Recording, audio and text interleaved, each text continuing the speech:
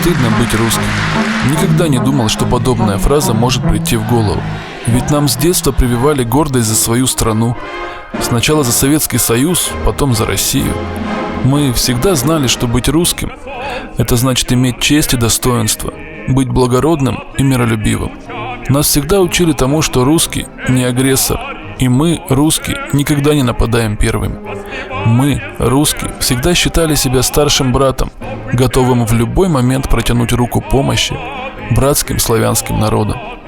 Так было. Так было, пока в нашей братской руке не оказался нож, который мы воткнули в спину украинскому народу. И все. Мир перевернулся. Система ценностей, воспитания, мировоззрения. Все рухнуло. Ведь как может уложиться в голове словосочетание «русские оккупационные войска», «русская оккупация Украины»? Как можно смириться с ложью Путина? Это были российские солдаты или нет? Это были местные силы самообороны. Как могут русские офицеры в Крыму, русские офицеры, брать в заложники семьи украинских солдат?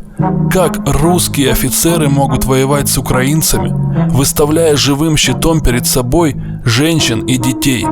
Как все это возможно?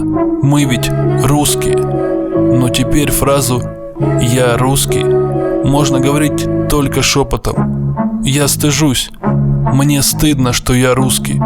Спасибо, Владимир Владимирович. Пускай попробует кто-то из числа военнослужащих стрелять в своих людей, за которыми мы будем стоять сзади, не впереди, а сзади.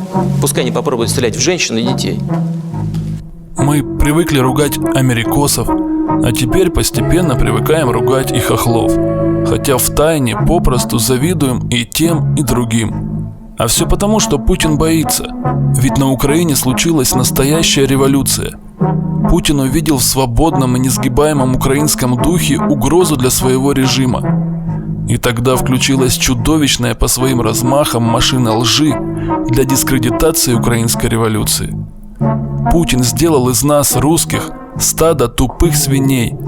Чем фантастичнее ложь о событиях на Украине, тем легче большинство из нас, русских, верит путинской пропаганде. И в конце концов, Путин добился своего. Мы, русские, считаем украинцев своими врагами. Нас убедили в том, что мифические бандеровцы – это массовая реальность на Украине. Стыдно быть русским. Ведь если нам по телевизору скажут, что во Львове едят на завтрак русских младенцев, то мы в России поверим даже в это. Вова, Путин, хватит врать! Львов ждет тебя! А тем временем наша страна скатывается в пропасть настоящего фашизма. Мы не скрываем своего расизма и нетерпимости к инородцам, и с удовольствием носим свастику, приписывая ей славянские корни. А наш президент идет еще дальше. Владимир Путин напрямую заимствует стратегию внешней политики и даже речи Адольфа Гитлера, а русская пропаганда проходит в лучших традициях Йозефа Геббельса. Путин затеял настоящую войну с Украиной. Хотя мы, русские, не верим в это, ведь по телевизору нам об этом не сказали. Российских войск в Крыму нет абсолютно. Это заявление Минобороны министра обороны Российской Федерации Сергея Шойгу. Для нас Путин герой, собиратель земель русских. Нам и в голову не придет, что Владимир Владимирович затеял войну для того, чтобы мы никогда больше не задумывались о том, сколько он украл. Стыдно быть русским. Стыдно за нищую страну, которая по сути является лишь большой заправкой. Стыдно покупать зерно в Китае, имея миллионы гектар брошенной пашни. Стыдно иметь сотни тысяч беспризорников в мирное время. Почему? Ну, только один же президент. Ну, типа короля. Что-то такое.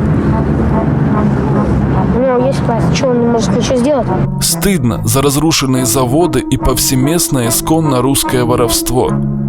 Стыдно, когда понятия чести и достоинства у нас, русских, утратили всякий смысл. А если бы слово «честь» что-то значило для нашего президента, то как настоящий офицер Путин должен был бы застрелиться уже после Норд-Оста. И тогда у России, возможно, был бы шанс. Ну а пока стыдно. Стыдно быть русским. М.